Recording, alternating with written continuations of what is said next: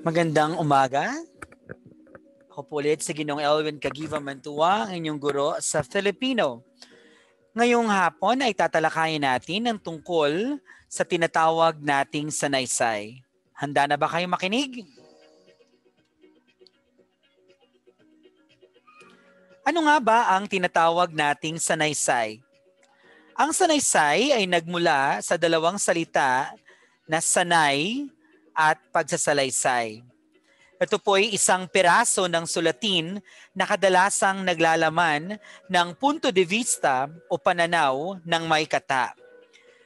Naglalaman po ito ng pagpuna, pagbibigay ng opinyon, impormasyon, obserbasyon, kuro-kuro, pang-araw-araw na pangyayari, alaala ng nakaraan, at pagmumuni-muni ng isang tao.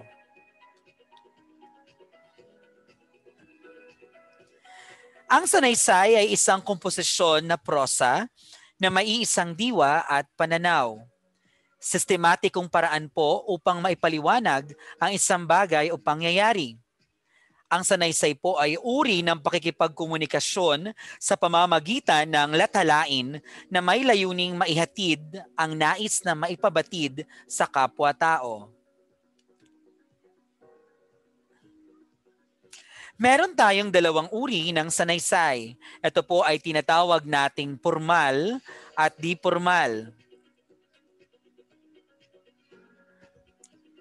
Sa uring di formal na sanaysay, ito po ay tumatalakay sa mga seryosong paksa at nangangailangan ng masusing pag-aaral at malalim na pagkaunawa sa paksa.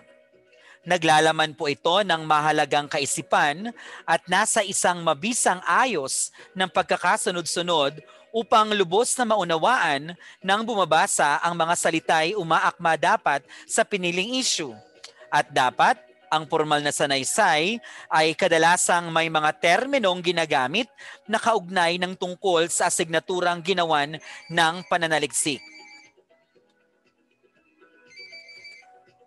Samantalang ang di formal na sanaysay, ito po'y tumatalakay sa mga pang-araw-araw o karaniwan o mga magaang mga paksa lamang po.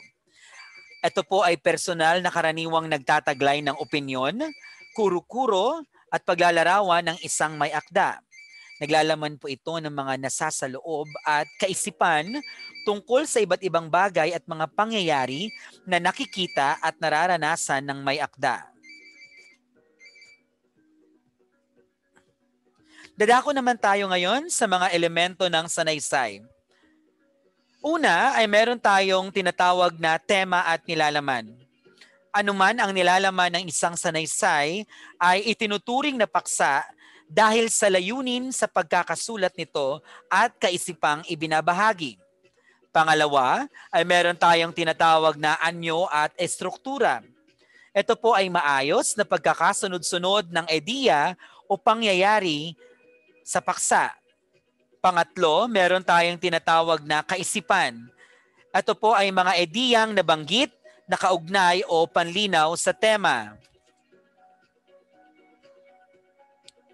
Susunod na elemento ay meron tayong tinatawag na wika at estilo. Ito po ay mabuting gumamit ng mga simple, natural at matapat na mga pahayag. Susunod na elemento ng sanaysay ay meron tayong tinatawag na larawan ng buhay. Nilalarawan ang buhay sa isang makatotohanang sanaysay at masining na palalahad na gumagamit ng sariling himig o ng may akda. Ang susunod po ay tinatawag nating damdamin. Naihahayag ang damdamin ng may kaangkupan at kawastuhan sa paraang may kalawakan at kaganapan. At ang panghuli po na elemento ng sanaysay ay himig na ipapahiwatig ang kulay o kalikasan ng damdamin. Narito naman po ang mga bahagi ng sanaysay. Una, meron tayong panimula. Ang panimula ang pinakamahalagang bahagi ng isang sanaysay sapagkat ito ang unang titingnan ng mga mambabasa. Dapat ang panimula ay nakapupukaw ng atensyon. Pangalawang bahagi ay meron tayong tinatawag na katawan. Makikita ang pagtalakay sa mahalagang puntos ukol sa tema at nilalaman ng sanaysay. At ang panghuli ay yung tinatawag po nating wakas. Dito po nagsasara sa talakayang naganap sa katawan ng sanaysay. Maraming salamat po sa pakikinig. Ito po uli si Ginoong Elwin Caguiva Mantua, ang inyong guro sa Filipino. Magandang hapon.